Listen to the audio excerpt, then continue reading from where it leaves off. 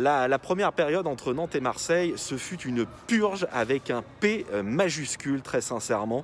Nasser Largué, l'entraîneur de Marseille, a pourtant vu une première période correcte, je le cite, mais pourtant, nous, on n'a rien vu du tout. Alors, évidemment, la pelouse de la Beaujoire y a contribué. D'ailleurs, Valentin Rongier l'a dit après le match, cette pelouse a été extrêmement compliquée pour les deux équipes, mais deux chiffres résument cette première période. 0 tir cadré en 45 minutes et surtout moins de 50% de passes réussies pour les Nantais en première période dans le camp marseillais. La grosse bourde de la soirée, elle est signée Steve Mandanda à la 50e minute de jeu sur une passe en retrait d'Alvaro. Eh bien, le gardien marseillais a complètement manqué son dégagement et Ludovic Blas, le milieu de terrain offensif du FC Nantes, en a profité. Il a poussé le ballon dans la cage.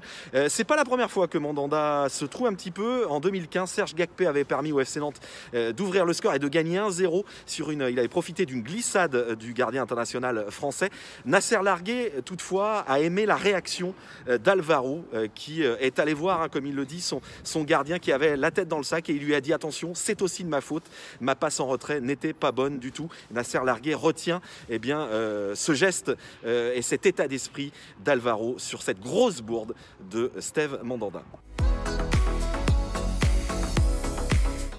Les regrets ils sont très clairement pour les joueurs du FC Nantes après ce match nul, un but partout entre Nantes et Marseille, parce que les Canaries ne s'étaient pas créé une occasion avant l'ouverture du score de Blas et cette bourde monumentale de Steve Mandanda. Ils menaient 1-0, ils ont même la balle du 2-0 par Randal Kolo Muani, mais il a complètement manqué, l'attaquant nantais. Et dans la foulée, eh bien Marseille a égalisé par Dimitri Payet. Et on a senti Antoine Camboiré en conférence de presse, il a parlé de joueurs encore fragiles, de joueurs évidemment qui jouent le maintien, et il avait un sentiment mitigé parce que peut-être que Nantes a vraiment perdu 2 points très importants cet après-midi dans l'optique du maintien en Ligue 1.